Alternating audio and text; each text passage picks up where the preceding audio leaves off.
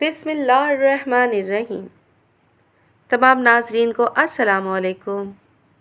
امید ہے کہ آپ سب خیریت سے ہوں گے۔ تو چلتے ہیں آگہی کے سفر پر۔ کتاب البشر بخیر البشر میں مالک بن نکی کا ایک واقعہ مذکور ہے۔ وہ کہتے ہیں کہ ایک بار میرا ایک اونٹ باہر نکل گیا، چنانچہ میں اپنی سانڈنی پر سوار ہو کر اس کی تلاش میں نکلا۔ چنانچہ وہ کافی دور جنگل میں ایک جگہ مجھ کو مل گیا۔ میں اس کو لے کر گھر کی طرف چل دیا اور رات بھر چلتا رہا۔ صبح جب ہوئی تو میں نے اپنے دونوں اونٹوں کو بٹھا کر ان کو ایک رسی سے باندھ دیا اور پھر میں ایک ریت کے ٹیلے کی چوٹی پر لیٹ گیا۔ میری آنکھوں میں ابھی نیند آنے ہی والی تھی کہ میں نے کسی غیبی پکارنے والے کی آواز سنی۔ اس نے میرا نام لے کر پکارا اور کہا کہ جہاں تیرا اونٹ بیٹھا ہوا ہے، اگر تو اس جگہ کو کھو دے تو تجھ کو وہاں سے ایک ایسی چیز ملے گی جس سے تو خوش ہو جائے گا۔ چنانچہ میں اپنی جگہ سے اٹھا اور اونٹ کو اس جگہ سے ہٹا کر میں نے وہ زمین کھودنی شروع کر دی۔ کچھ کھدائی کرنے کے بعد زمین میں سے ایک بت نکلا جو عورت کی شکل کا تھا اور زرد پتھر کا بنا ہوا تھا اور اس کا چہرہ چمک رہا تھا۔ میں نے اس کو نکال کر کپڑے سے صاف کیا اور سیدھا کھڑا کر دیا اور اس کو سجدہ کیا۔ اس کے بعد میں نے اٹھ کر اپنے ایک اونٹ کو ذبح کیا اور اس کا خون اس بت پر چھڑک دیا، اور پھر میں نے کافی غور کے بعد اس بت کا نام غلاب رکھ دیا۔ پھر میں نے اس کو اپنی سانڈنی پر رکھا اور گھر کی طرف چل دیا۔ میری قوم کے لوگوں کو جب اس بت کے متعلق پتہ چلا تو وہ تمام جمع ہو گئے اور اصرار کرنے لگے کہ بت کو کسی ایسی جگہ نصب کر دیں جہاں پر سبھی لوگ اس کی پوجا کر سکیں، لیکن میں نے ان کی اس تجویز کو مسترد کر دیا اور اس بت کو صرف اپنے لیے خاص کر لیا اور اپنے گھر میں ایک جگہ رکھ دیا۔ پھر روزانہ میں اس کے لیے ایک بکری کی قربانی کرنے لگا، یہاں تک کہ میرے جتنی بکریاں تھیں وہ سب کی سب میں نے اس پر بھینٹ چڑھا دیں۔ جب میرے پاس بھینٹ کے لیے کچھ نہ بچا تو مجھے تشویش ہوئی، کیونکہ میں نہیں چاہتا تھا کہ میری نظر میں ناغہ ہو۔ اس لیے میں پریشانی کے عالم میں اس بت کے سامنے گیا اور اس سے اپنی ناداری کا شکوہ کیا۔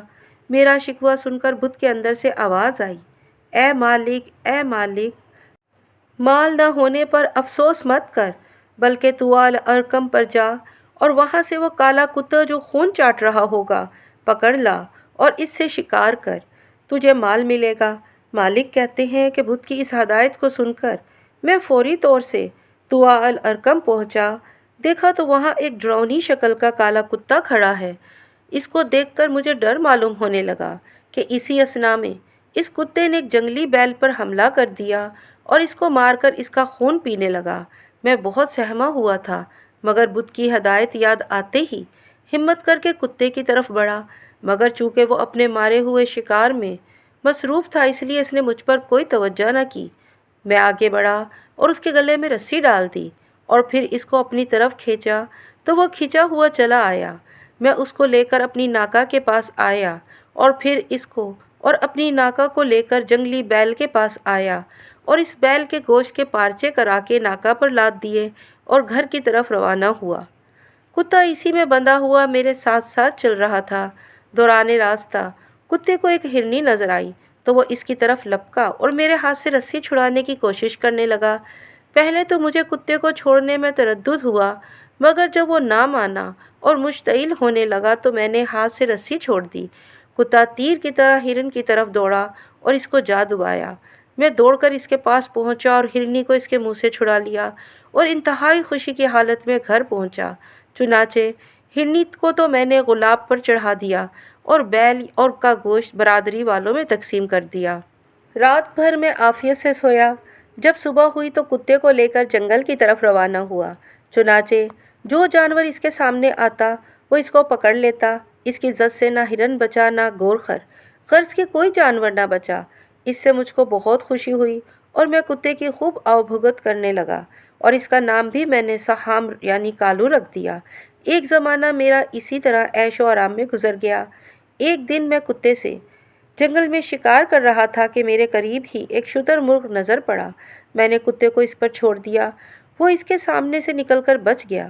میں نے اس کے پیچھے اپنا گھوڑا ڈال دیا۔ قریب تھا کہ کتا اس شتر مرغ پر حملہ کر لے کہ ایک عقاب دفعتاً اس پر آ کر گرا اور پھر لوٹ کر میری طرف آیا۔ میں نے اس کو مارنے اور بھگانے کی کوشش کی مگر وہ نہ بھاگا، چنانچہ میں نے اپنا گھوڑا روک لیا۔ اتنے میں سوہام بھی اس عقاب کی ٹانگوں کے درمیان آ کر کھڑا ہو گیا۔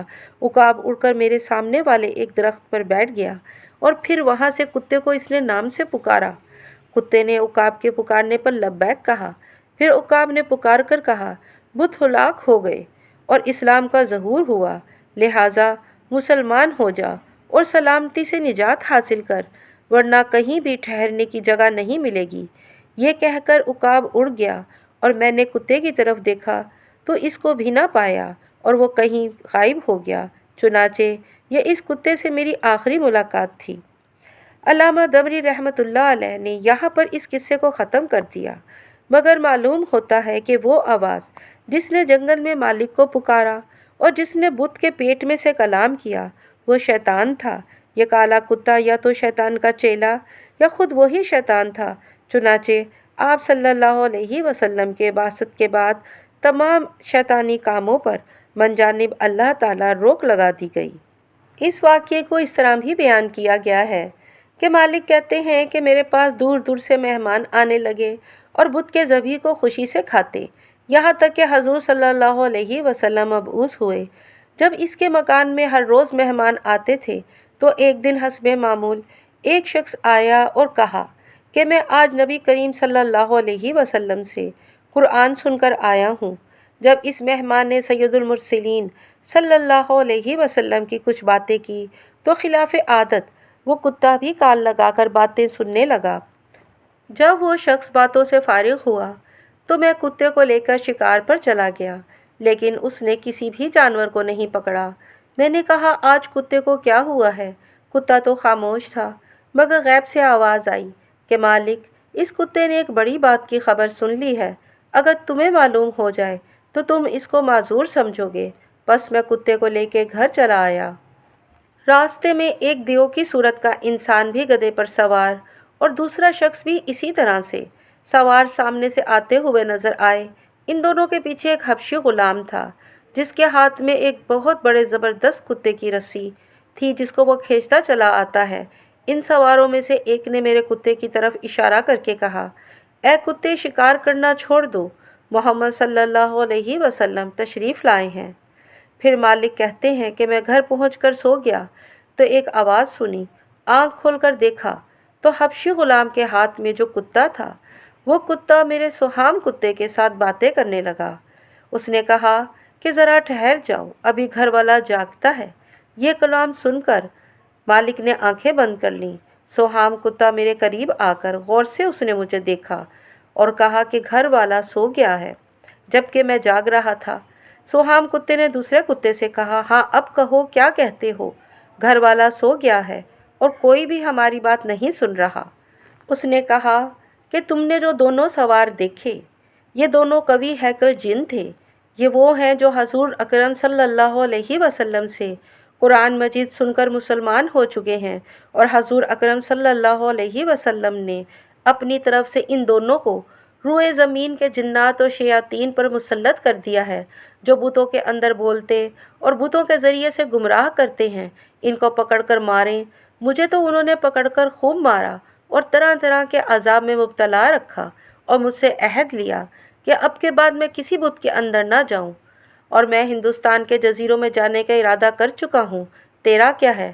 اس نے کہا کہ وہ بھی اصل میں جن تھا، کہ جو آپ کی مرضی، میری بھی وہی رضا ہے۔ یہ کہہ کر دونوں بھاگ نکلے اور ایسے گم ہوئے کہ اب تک ان کا نام و نشان بھی نہیں ہے۔ صبح کو میں نے یہ سارا واقعہ اپنی قوم سے بیان کر کے کہا کہ میں تو مکہ معظمہ جا کر مسلمان ہوتا ہوں۔ قوم سے کہہ کر اور تو کچھ نہ کیا، لیکن علیحدہ ہو کر بت کے ٹکڑے ٹکڑے کر کے پھینک دیا اور صلی اللہ علیہ وسلم کی بارگاہ میں حاضر ہوا۔ جب آپ صلی اللہ علیہ وسلم نے مجھے دیکھا تو آپ صلی اللہ علیہ وسلم نے صحابہ اکرام سے فرمایا، یہ وہ شخص ہے جو ایک عجیب و غریب واقعہ دیکھ کر مسلمان ہو رہا ہے۔ امید ہے کہ ویڈیو آپ کو پسند آئی ہوگی۔ آپ سب سے درخواست ہے کہ گھنٹی کا بٹن دبا کر میرے چینل کو سبسکرائب کریں۔ اللہ حافظ۔